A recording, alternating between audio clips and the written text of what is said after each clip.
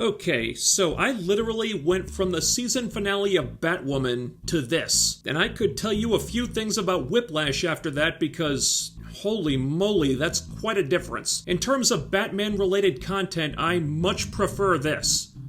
Shocking, right? There's been a lot of curiosity about this movie. It was delayed several times, stop and start production. There were a bunch of stories coming out of the set about Pattinson and Matt Reeves supposedly clashing. I don't know how much of that is true, but it does seem like it more or less came together in the end. And now we have The Batman, a project that seems to have been made with a mind to attract the fans that weren't necessarily on board with the Zack Snyder approach to these types of stories and characters. Well, I'm in that group, so you'd think this movie would be right up my alley as long as it was good. And thankfully, it is. The Batman movie franchise has been through some weird phases, and each one has left me with a desire for something else when it was over. The Burton movies were dark, but very strange and wacky and took a lot of creative liberties. Then it transitioned to the Schumacher era, which went really campy and silly. And after all that, I was in the mood for something that took itself more seriously, which we eventually got with the Nolan trilogy, which was very grounded and took the hyper-realistic approach. And that was great, but when it was over, I was ready for something a little bit closer to the comics. And I don't mean the Snyder stuff. So what I like the most about The Batman is that it finds a really nice sweet spot between the wackiness of Burton and the hyper-realism of Nolan, while at the same time giving a clear alternative to what the DCEU has been putting out. Gotham looks fantastic. It's dank and gritty and dirty and colorful. It doesn't look like a real city, it looks like Gotham City. It has action, but it's not over the top and they don't try to pummel you to death with it. Characters are still presented in a grounded way, but not to the point where it feels like pulling teeth trying to get a pair of cat ears on Catwoman. And it also takes the opposite approach to Snyder, where he would load up his movies with slam bang set pieces all the time, explosions all over the place, so much huge stuff happening all at once that you get numb to it. This is a movie for fans who are tired of that. By comparison, this is a much quieter story about a murder mystery. Riddler is killing the Gotham elite, Batman's trying to find out why and stop him. Nice and simple. And oh boy, was that exactly what I was in the mood for. I said in my trailer reactions that I didn't want this to be some big crazy action movie that tries to do too much and set up a million different spin-offs and sequels. I wanted a self-contained story with Batman being a detective and solving a mystery. Well, I got that. Big parts of this movie involve Batman investigating crime scenes, piecing clues together, questioning shady characters, establishing motives and stuff, using this as well as these. He's not smashing through a window and cracking every skull in sight in every other scene. There's actual thought involved here, and that's very refreshing. In fact, the movie almost seems to revel in this. It clocks in at nearly 3 hours, and it has a deliberately slow pace to gradually build tension and let the mystery unfold. And if mysteries are your jam, you won't be bored, but it comes really close to going too far in this direction. I appreciated that the movie wasn't trying to bludgeon me over the head with constant massive action scenes, but the trade-off is that it doesn't really get your adrenaline pumping either. It's very focused on character and setting the mood and telling a story, but it is still a movie, and you've got to be able to ramp things up when the story calls for it too, and I don't think they had the right balance there. Sure, there's action and fight scenes and all that stuff, and it's tastefully done, but there's no big standout sequence that makes you sit back and go, holy shit! In 3 hours, the movie never completely gets out of second gear, and that hurts it a little bit because it didn't need to be 3 hours. The slow pacing is so deliberate that many scenes are stretched out longer than they need to be because characters are talking very slowly.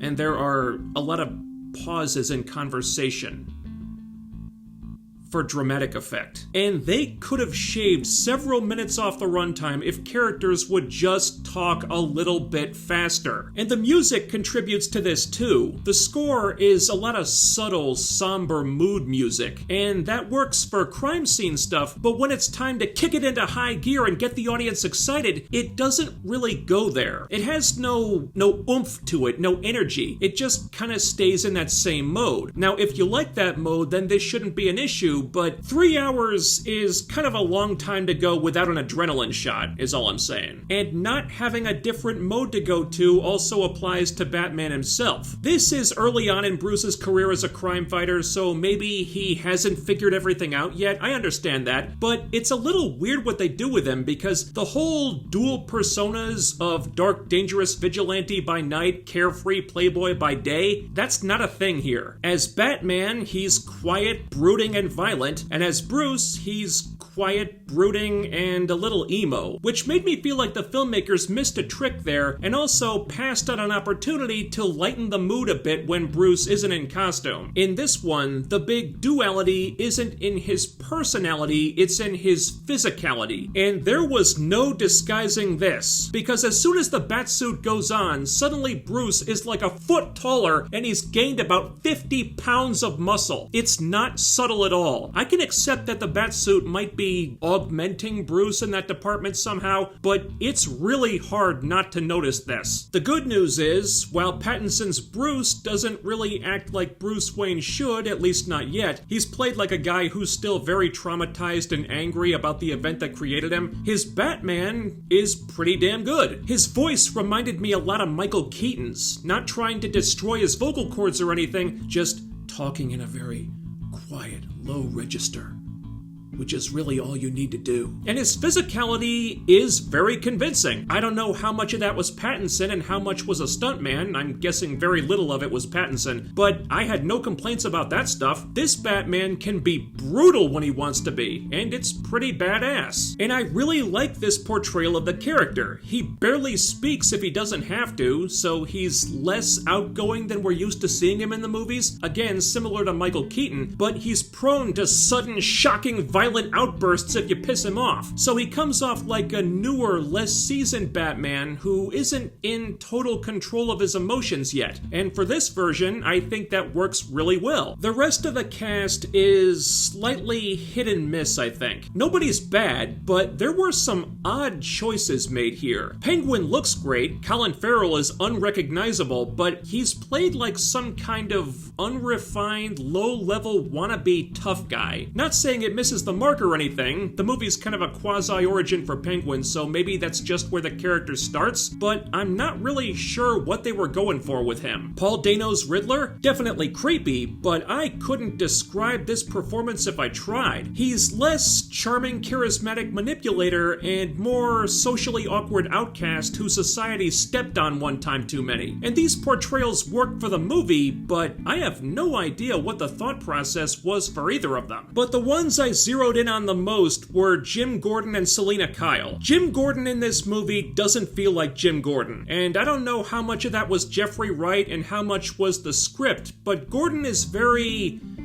subdued. He doesn't really have much personality or character, and he doesn't stand out from the other cops except that he's the one who brings in the Batman. Take that away and he could have been anybody. He could have been generic good guy police officer number 6 and filled the same role. Gary Oldman's Jim Gordon in the Dark Knight trilogy, that was a rich character who was there for a purpose. Here, he gives exposition and just kind of fades into the background, which seems like a waste of Jim Gordon if you ask me. Then there's Selina Kyle, who I hesitate to call Catwoman because she isn't really Catwoman yet. The movie's a quasi-origin for her too. The nail claws were stupid. Did not like those. That aside, this, at least for me, might be the best version of Selina Kyle that we've had in a movie, in my experience. Michelle Pfeiffer was awesome back in the day, but that wasn't the Selina Kyle from the comics, that was its own thing. Anne Hathaway's version was closer to the comics, but the hyper-realism of the Nolan movies didn't really work in the character's favor, in my opinion. This version feels pretty close. Selina has a lot of sex appeal, she can handle herself in a fight, but not to an unrealistic degree. I thought they nailed the relationship with Batman. They have chemistry, there's a lot of magnetism between them, but she's willing to go to places that he won't, so it's dangerous for them both. All that really works. It was one of the better parts of the movie, and I thought Zoe Kravitz nailed the character. Now you can talk about the race bending if you want to, but once she showed up, I didn't see it. I just saw Selina Kyle. Except for in one scene, and if you saw the movie, you know which one. Selina and Batman are talking about the murders, and she mentions the white privileged elites that the Riddler has been targeting. And note to the filmmakers, if you want to get away with any kind of identity politics, putting a line like that into the mouth of a canonically white character that you race bent into a black person for your movie is not the way to do it. Any allowances I'm making for the character or the casting disappear when I hear that, alright? Overall, while there is some social commentary in there, I didn't feel like the movie was overtly or annoyingly political, but that moment stood out like a sore thumb. So yeah, I wish they would have taken that line out, but it doesn't detract from the character, and it doesn't hurt the movie, which does have a lot of positives despite a couple weird choices they made along the way. The best way I can sum up the Batman is like this. This movie is like going to a restaurant at the end of a really long work week. You sit down and you order your favorite dish, something you've been just craving all week, your mouth is watering for it, and when the dish comes, it hits the spot, but the taste is a little bit off. Like the chef got the recipe slightly wrong, used too much of one ingredient, not enough of another. It's still your favorite dish, it still fills you up, so you feel like you got the meal you came for, but instead of being delicious, it's just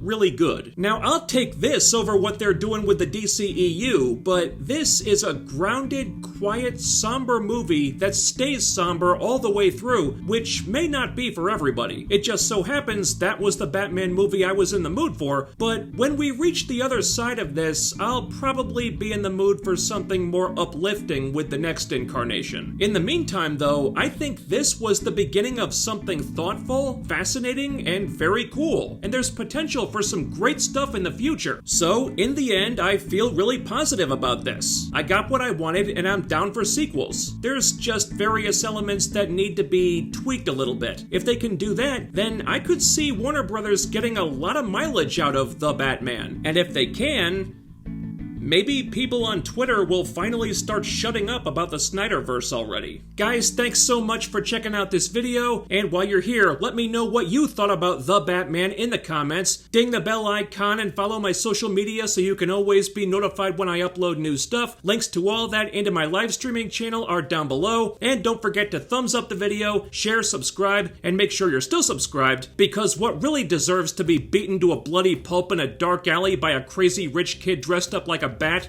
is the YouTube algorithm. That's all for now, but I'll be back with more soon, so stay tuned for that, do all the YouTube things, and I'll see you next time.